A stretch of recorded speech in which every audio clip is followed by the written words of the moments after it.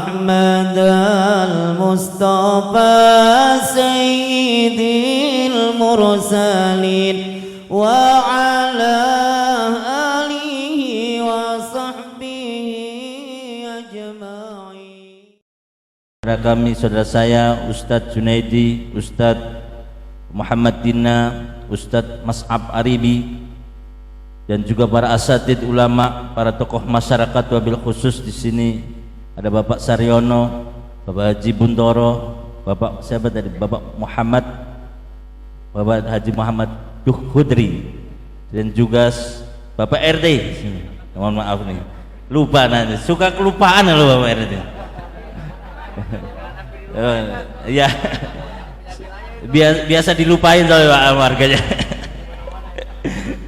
Dan juga para hadirin semuanya yang hadir pada hari ini, yang tidak bisa saya sebutkan satu persatu, namun tidak mengurangi rasa hormat saya, rasa takzim saya. Insyaallah semua yang pada hari ini doa dan hajatnya dikabulkan oleh Allah Subhanahu wa taala. Amin amin ya rabbal alamin.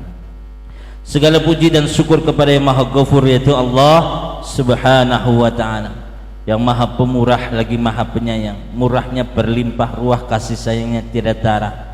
Karena kasih sayang Allah lah kita pada malam hari ini masih diberikan kesempatan untuk melangkahkan kaki kita ke tempat yang mulia ini, untuk bersama-sama dalam untuk berdoa dan juga menggapai ridho Allah Subhanahu wa taala tanpa halangan suatu apapun. Selawat serta salam tidak lupa kita turunkan kepada panutan kita, yaitu Nabi besar Muhammad sallallahu alaihi wasallam, dan juga keluarganya, dan juga para sahabatnya, dan juga para tabi'in, tabi'ut tabi'in, dan juga semua umatnya, yang mana atas jasa-jasanya, perjuangannya dan pengorbanannya cahaya Islam tersampaikan kepada kita. Semoga kita semuanya termasuk umatnya yang istiqomah sampai akhir hayat menjemput kita. Amin amin ya rabbal alamin. Bapak Ibu jamaah sekalian dirahmati Allah Subhanahu wa taala, saya 2017 akhir menjadi keluarga Rawabadak, pindah ke Rawabadak, itu sangat senang sekali, senang sekali. Karena Rawabadak ini saya lihat karakteristik Indonesia itu ada di Rawabadak. Ya, namanya aja sama, Rawabadak. Ya, bukan. Saya dulu mikirnya begitu, ini apa banyak badaknya tuh gitu. Rawa itu adalah tempat yang penuh dengan tumbuhan dan tanahnya penuh dengan air, itu rawa. Badak itu sebenarnya dari kata Sunda, belakangnya G, badak. Orang nulisnya sesuai kosakata saja, penyebutan lafal saja, itu badak. Artinya itu besar dan luas. Berarti tempat yang penuh tumbuhan dan tanahnya penuh air dan sangat luas, itu namanya rawa badak. Maka dari mana ini? Rawa badak beda aja, kalau dari ujung sana sampai sini, wah itu luas sekali, ya kan? Makanya kampung rawa badak. Indonesia sama karakteristiknya. Indonesia adalah negara yang penuh dengan tumbuhan dan penuh dengan air tanahnya. Sama-sama berdasarkan Indonesia, berdasarkan undang-undang, Rawabadak itu senangnya ngundang-undang. Enak makanya, senang saya di Rawabadak kayaknya, ya kan? Waktunya juga sama, senangnya orang Rawabadak waktunya pada Isya. Undang-undang itu 1945. Kalau kita terjemahkan pada Isya antara 1945, pada Isya berarti Pak. Ini sama Pak, ya kan? 1945 itu pada Isya juga. Kita kalau sering undang-undang kan rata-rata kalau di sini pada Isya, berarti sama. Makanya saya senang tuh. Alhamdulillah. Apalagi saya dengar di sini banyak masjid, banyak musola, apalagi almarhum. Tadi saya dengar beliau itu marbot, ya, luar biasa sampai akhir hayatnya. Saya yakin beliau itu adalah termasuk yang dibacakan ayat oleh saudara Ustadz Junaidi tadi, termasuk golongan orang yang bertakwa. Orang bertakwa itu proses Pak, bukan hasil. Takwa itu proses, bukan hasil. Ini yang orang-orang selalu, wah kita itu pasti akhir baik, orangnya langsung baik semua. Enggak selalu. Manusia itu pasti punya salah. Tapi proses. Takwa itu proses. Makanya Umar bin Khattab itu bertanya kepada Ubay bin Ka'ab radhiyallahu anhu, apa itu takwa? Kemudian Ubay bin Ka'ab yang ditanya oleh Umar justru balik bertanya, ya Amirul Mukminin, ama salakat tariqan dzal syauq, apakah kamu pernah berjalan di tengah jalan yang penuh dengan duri?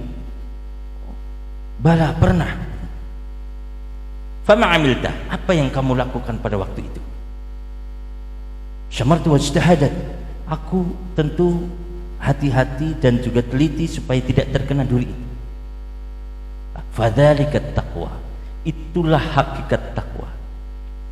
Gimana maksudnya? Nah, ini percakapan orang ini kan, kalau orang-orang dulu itu penuh dengan perumpamaan, jadi kita langsung paham. Kalau kita kan bingung, Pak. Duri apa urusannya duri sama takwa gitu kan? Duri, jalan, urusannya ini sama takwa. Artinya apa? Ketika orang itu, kita dasarnya manusia itu diciptakan sebagai penuh rasa halua, yaitu tergesa-gesa, pengennya cepet-cepet. Tapi di situ orang itu rela, ketika ada duri itu rela mengerem lajunya, memangkas egonya, pengennya buru-buru. Kemudian dia menajamkan pandangannya, menelisik sekitarnya, dan dia mencari jalan yang aman dan selamat. Artinya semua fungsi tubuh ia maksimalkan semaksimal mungkin yang ia bisa, agar ia tidak terkena, tidak terluka, dan juga tidak terkena duri satupun. Nah, ini hakikat takwa. Kita berusaha semaksimal mungkin untuk menjalankan perintah Allah dan menjauhi larangannya. Berarti hari ini semua yang sedang berusaha untuk menjalankan perintah Allah datang pada hari ini termasuk orang yang bertakwa, karena itulah hakikat takwa. Beliau almarhum berusaha terus ke masjid sampai akhir hayat. Hakul yakin beliau itu ahlul jannah. Amin, amin ya rabbal alamin. Maka Sayyidina Ali bin Abi Thalib radhiyallahu anhu itu mengatakan orang yang bertakwa itu punya 4 ciri yang utama. Ini bukan kata saya, Pak ya. Ini kata Sayyidina Ali bin Abi Thalib radhiyallahu anhu. Yang pertama, al-khaufu minal jalil. Orang yang takut kepada Allah, yang punya sifat jalal, agung. Kalau takut kepada makhluk, ya, takut kepada sesuatu, tentu kita punya makna kita akan menghindar dan menjauhinya sejauh-jauhnya. Contoh, Pak, kalau kita tuh punya telepon suami istri itu kadang motivasinya beda, karena khawatir. Takut itu kan khawatir. Suami istri itu kadang nelpon itu motivasinya beda. Istri nelpon suaminya, Pak lagi di mana, sudah makan belum? Oh, saya lagi di sini lagi ngisi acara. Alhamdulillah, tenang supaya tenang motivasinya itu. Ya kalau suaminya nelpon kadang beda motivasinya. Ibu di mana? Oh di rumah. Oh tenang gitu kan. Ibu di mana? Oh saya di mall Detos. Waduh barengan lagi, jangan ada istri saya, ayo pindah gitu. Karena itu jadi kadang nyari selamat supaya tenang itu biar nggak ketemu. Motivasinya beda, karena takutnya pada makhluk menghindar. Jadi kita menghindar. Tapi kalau takut sama Allah itu maknanya beda. Itu bermakna kita akan berlari mendekat kepada Allah Subhanahu wa taala dengan cara yang terbaik. Itu bedanya. Maka kita hari ini kita berzikir, kita baca Quran, itu termasuk bentuk takut kepada Allah. Jadi beda. Kalau takut sama makhluk ya kita pasti ada ular, kita menghindar, ya kan? Takut juga. Tapi kalau kita takut sama Allah, kita mendekat. Itu bedanya. Nah, itu salah satu cirinya. Alhamdulillah ya hari ini berarti kita termasuk sudah dapat satu. Nah, ya. Alhamdulillah. Ciri yang kedua, Ya, waktu kan sudah 10 menit aja udah lewat ini panjang. Baru ciri kedua ini baru. Ciri yang kedua, al-amalu bitanzil. Beramal dengan apa yang Allah wahyukan. Ini banyak nih. Kalau saya di sana banyak pertentangan, Pak. Cukup Al-Quran. Ada yang bilang gitu. Cukup Al-Quran sunnah. Padahal kita itu ahlu sunnah wal jamaah. Ya. Itu punya 4 sumber. Al-Quran, sunnah, ijma', qiyas. Al-Quran, perintah sholat. Ada yang ngomong cukup Al-Quran. Quran sholatnya gimana? Ya kan, bacaannya apa? Nggak ada di dalam Al-Quran, nggak ada. Makanya adanya di sunnah. Shollu kama ra'aitumuni usolli. Gerakannya, bacaannya itu ada sunnah. Nah, sunnah juga nggak cukup, Pak. Karena ada namanya ijma. Orang suka, oh itu bid'ah, gitu kan? Kalau kita kan berdekatan. Kalau di hari itu.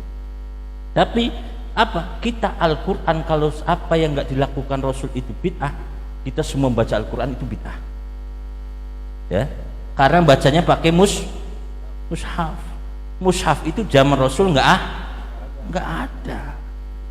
Gitu kan? Adanya zaman siapa itu? Dibukukan secara resmi oleh Utsman bin Affan radhiyallahu. Berarti kalau orang kita sesuatu bid'ah itu sesuatu yang nggak dilakukan Rasul, hanya pemikirannya sempit di situ, maka orang baca Quran juga bid'ah jadinya. Nah, ini kalau sempit itu, maka butuh namanya ijma ulama. Ulama enggak sembarang ulama, kayak saya nggak termasuk, Pak. Mujtahid yang benar-benar, ya, kalau klasifikasinya memang sudah ada klasifikasinya, dobit dan lain-lainnya. Nah, itu punya klasifikasi, nggak sembarangan. Terus kemudian kias. Nah, kias ini butuh. Kalau ada narkotika, ada nggak di dalam Al-Quran? Kan di sunnah nggak ada. Kias dari mana? Dari khamar, memabukkan. Murid saya pernah, Ustaz, alhamdulillah saya nggak pernah khamar, Ustaz. Saya cuma nyicipin dikit ya. Kan yang penting nggak mabuk. Salah, Bu. Mau dikit mau banyak, itu yang haram itu karena memabukkan. Berarti bukan bikin mabuk. Beda ya. Memabukkan mau sedikit mau banyak itu memabukkan. Nggak harus sampai mabuk. Jadi sedikit mau nyicipin dikit ya haram udah. Sedikit haram. Itu namanya. Kayak kita pakai beras itu kalau zakat nanti kan ketemu dikit lagi nih, alhamdulillah 1,5 bulan lagi Ramadan. Zakat, bayar zakat fitrah pakai beras, ada nggak di hadis? Nggak ada, adanya gandum, kurma. Nah, itu Pak. Jadi gandum, kurma. Jadi kalau kita gandum itu bukan makanan pokok. Mau Bapak dikasih gandum doang. Makanan pokok kita dikiaskan. Kalau di sana makanannya dari gandum. Oh, dari gandum. Oh, berarti gandum itu makanan pokok. Kurma makanan pokok. Kalau kita cuma cemilan, itu beda. Di sini sama di sana beda. Kita nyemil itu belum makan. Ya, pulang walaupun sebanyak apapun Bapak makan hari ini, kalau nyampe pulang udah makan belum, Pak? Belum. Belum, yang karena belum kena nasi. Kalau belum kena nasi namanya belum makan. Mau semakan sebanyak apapun bilangnya nanti di rumah belum, baru nyemil gitu. Nyemilnya padahal udah 2 piring kan gitu. Jadi beda, maka ada butuh kias. Maka ini Pak, ini yang kita tahan. Jadi banyak sekarang kan yang terpengaruh seperti itu. Maka orang yang kesehariannya sholat 5 waktu, puasa Ramadan, menunaikan zakat, pergi haji jika mampu, tahlilan, apalagi tahlilan udah rame gitu. Tahlilan nggak ada zaman Rasul, bid'ah. Ini ijma ulama dulu, digabungkan dari hadis-hadis, dari ayat. cuman digabungkan jadi satu. Nah, jadi satu, seperti ila hadratin Nabi Mustafa Muhammadin, kemudian semua ila hadratin ikhwanihi minal anbiya wal mursalin wal auliya dan seterusnya. Itu wasilah. Surat 5 surah Al-Maidah ayatnya 35. Ya ayyuhalladzina amanu taqullaha wabtaghi wasilah. Hai orang-orang yang bertakwalah, hai orang-orang yang beriman, bertakwalah pada Allah dan carilah wasilah, perantara. Maksudnya gimana perantara? Kalau perantara, orang-orang yang sudah berjasa didoakan. Dasarnya dari hadis riwayat Abu Dawud, nomor hadisnya 1672. Man sona ilaikum ma'rufa fakafi'uhu. Kalau kamu sudah diberikan kebaikan, maka balaslah kebaikan itu yang setimpal dengan. Fa ilam tajidu ma tukafi bihi. Kalau kamu enggak sanggup untuk membalasnya, fad'u lahu hatta taru'anakum qad kafatumuhu. Maka doakanlah ia hingga kamu seolah-olah bisa melunasi jasanya. Kira-kira dengan Nabi kita sanggup membalas? Tidak.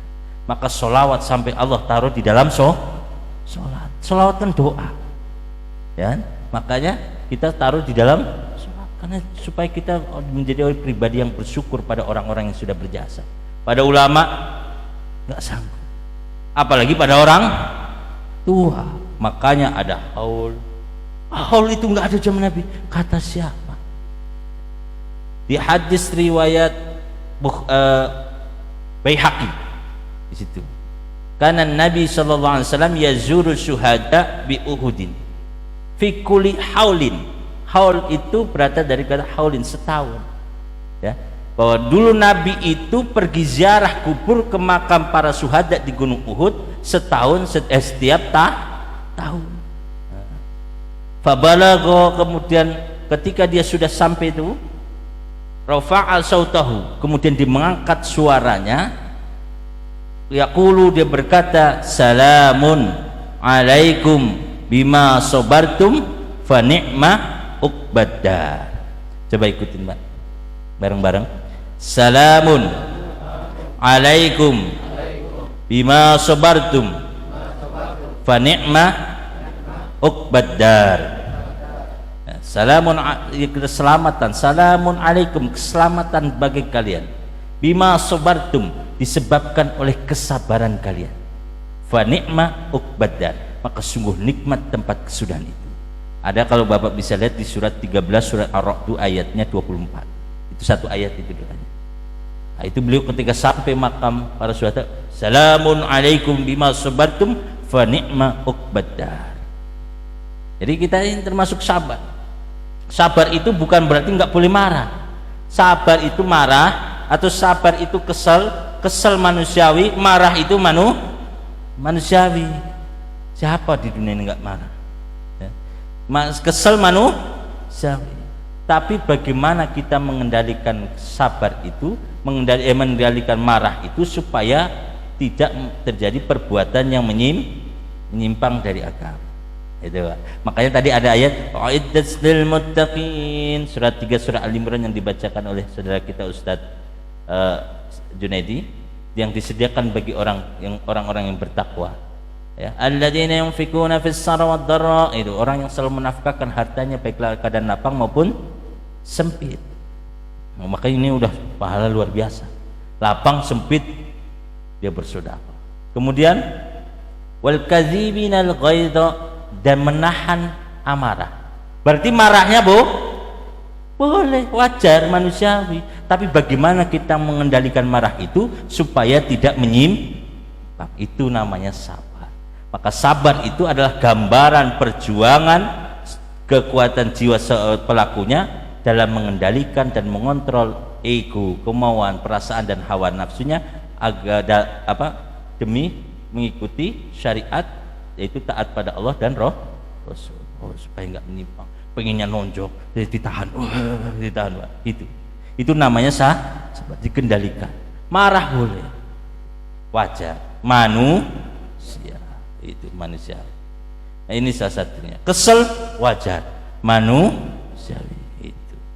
Nah, ini salah satu. Baru wa'afina anin nas, itu tadi. Maafkan orang lain. Itu yang paling berat. paling berat. Tapi pahalanya itu seperti kita minta ampun yang disediakan surga yang seluas langit dan bumi itu. Wasari'u ila magfiratin min rabbikum wa jannatin 'arduha as-samawati wal ard, itu yang beliau tadi sudah baca. Ini salah satunya. Itu yang kedua. Yang ketiga, punya sifat al-qanaatu bil qalil. Selalu merasa cukup dengan pemberian Allah walaupun itu sedih. Ingat, tugas kita hanya ikhtiar dan doa. Hasil yang menentukan Allah. Yang Allah lihat itu prosesnya. Nah, kita ini lagi berproses. Ini namanya. Ini takwa. Kayak Siti Hajar mencari rizki, air. Anaknya kehausan, namanya Ismail, Nabi Ismail. Ditaruh, cari ke Bukit Sofa, cari ke Bukit Marwah, sambil ikhtiar, sambil doa, cari muter sampai 7 kali. Tapi keluar nggak harus di Bukit Sofa, Bukit Marwah, ya. Keluar akhirnya di bawah tapak kaki Nabi Ismail, itu namanya air Zam-Zam yang sampai sekarang ada. Tapi Allah keluarkan nggak cuma-cuma, karena ikhtiar dan doanya. Tapi hasilnya nggak harus dari Bukit Sofa, tempat ikhtiar, nggak harus tempat doa. Maka bunyinya wa may yattaqillaha yaj'al lahu makhraja wa yarzuqhu min haitsu la yahtasib. Barang siapa yang bertakwa, berproses, berikhtiar, berdoa, itu takwa, ya. Kemudian dalam menjalankan perintah Allah tadi, Allah berikan jalan keluar baginya, dan Allah berikan rizki dari arah yang tidak diduga-duga.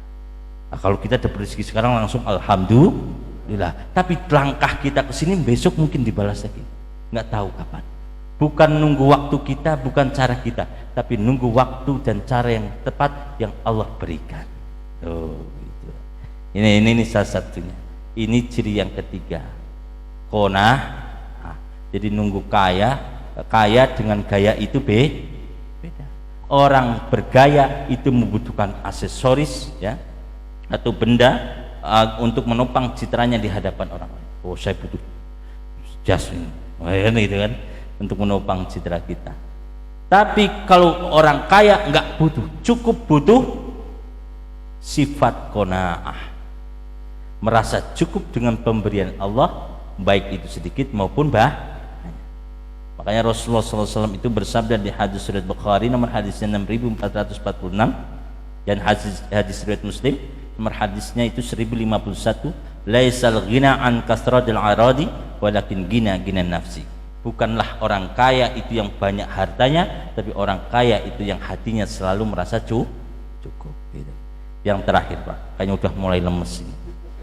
Udah nunggu yang keempat ini. Kapan ini yang keempat ini kan? Gitu. Akhirnya ini keempat juga kan itu. Yang terakhir ini keempat ya. Yang keempat itu adalah al-isti'dadu liyaumir rahim. Ya. Selalu senantiasa mempersiapkan bekal untuk hari perpindahan. Perpindahan dari mana? Dari dunia ke alam kubur atau akhirat, atau yang dinamakan dengan kematian. Tidak ada yang pasti yang terjadi di dunia ini kecuali kematian. Tidak ada yang lebih dekat dari kita di dunia ini kecuali kematian. Maka orang-orang yang cerdas itu adalah orang-orang yang selalu mempersiapkan bekal untuk hari perpindahan. Seperti hari ini yang kita lakukan. Alhamdulillah empat-empatnya kita cukup. Kalau tadi yang keempat itu terakhir hadisnya ini. Sebagai penutup, hadis riwayat Ibnu Majah nomor hadisnya 4259, riwayatnya dari Abdullah bin Umar, anaknya Umar bin Khattab, atau biasanya panggilnya Ibnu Umar radhiyallahu anhu. Beliau berkata, kuntu ma'a Rasulillah sallallahu alaihi wasallam. Dulu aku lagi bersama Rasulullah ngumpul. Ya. Faja'ahu rajulun minal ansor, maka datang tuh orang Betawi. Betawi karena penduduk asli, Ansor itu penduduk asli, Pak. Ya kan? Kalau saya muhajirin nih, ini penduduk asli Ansor. Kalau penduduk pendatang itu muhajirin namanya. Jadi makanya ini penduduk Betawi. Datang tuh orang Betawi itu, datang. Kemudian fasalama ala nabi, dan mengucapkan salam pada nabi. Faqala, kemudian dia bertanya, ya Rasulullah, ayyul mu'minina afdol, orang mukmin manakah yang paling utama? Qala, Rasulullah bersabda, ahsanuhum khuluqan, orang yang paling baik akhlaknya. Maka bukti akhlak dari mana sumbernya? Akmalul mu'minina ahsanuhum khuluqan, gitu kan di hadis surat Tirmizi. Wa khairukum linisa'in khuluqan, ini bukti dari sebaik-baik akhlak adalah baik pada istri. Maka saya kalau ke mall, Pak, istri saya pegangin, saya pegang kerangkul gitu, takut lepas. Bukan Bu, takut kalau lepas belanjanya nggak karuan, kita yang kelewatan ini, kita yang pusing ini. Aduh, makanya kalau ini saya gandeng terus itu biar pahalanya ngalir terus kan itu kita biar nggak lepas itu. Kalau lihat ini bisa tiap toko didatengin itu, makanya saya gandeng aja udah gitu kan itu, sono gitu itu ahsanuhum khuluqan. Kalau kemudian orang Betawi tersebut, Ansor itu bertanya lagi, fa ayyul mu'minina aqyas, orang mukmin manakah yang paling cerdas? Qala Rasulullah SAW bersabda, aktsaruhum lil mauti dzikran wa ahsanuhum lima ba'dahu isti'dadan, orang yang paling banyak mengingat mati dan paling baik persiapannya untuk setelah mati. Ulaikal aqyas, mereka itulah orang-orang cerdas. Maka hari ini kita termasuk orang-orang cerdas. Bukti haul mengingat orang-orang yang sudah tiada itu termasuk kita mengingat orang persiapannya berzikir, berdoa, dan sudah dilakukan. Itu berselawat, itu termasuk persiapan bekal. Maka bukan profesor, bukan dokter, profesor, dokter aja ketipu sama Kanjeng Dimas Taat pribadi, kan itu. Ya kan? Awalnya jadi masih percaya aja itu tukang sulap itu kan. Itu. Iya, bukan. Itu profesor dokter. Maka orang cerdas itu bukan dari profesor, apalagi S1, S2, es krim dan lain-lain. Ya, tapi orang cerdas itu yang di depan saya hari ini.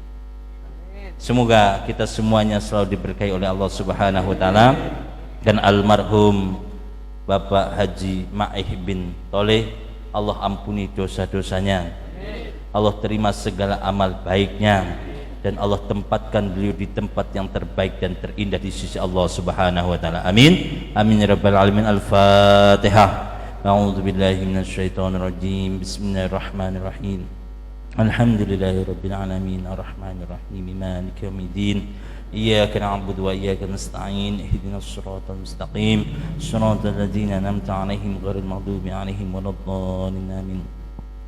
Ya Allah ya Rahman ya Rahim, ya Malik ya Qudus ya Salam ya Mu'min ya Muhaimin, ya Aziz ya Jabbar ya Mutakabbir ya Khaliq ya Bari Musawwir Qahar ya Wahhab ya Razzaq ya Fatahu ya Alim. Allahumma salli wa sallim wa barik ala Sayyidina Muhammad wa ala Sayyidina Muhammad. Allahumma bihaqqil Fatihah wa sirril Fatihah wa bisyafa'atil Fatihah wa bibarakatil Fatihah. Allahumma aftah lana abwabal khair, Allahumma aftah lana abwabal khair, Allahumma aftah lana abwabal rahmah, Allahumma aftah lana abwabal barakah, Allahumma aftah lana abwabal rizqi, Allahumma aftah lana abwabal afiyah, Allahumma aftah lana abwabal sihah, Allahumma aftah lana abwabal jannah. Da'wahum fiha subhanakallahumma wa tahiyatum fiha salam, wa akhir da'wahum alhamdulillahi rabbil alamin. Wabillahi taufiq wal hidayah wa ridha wal inayah. Wassalamu alaikum warahmatullahi wabarakatuh.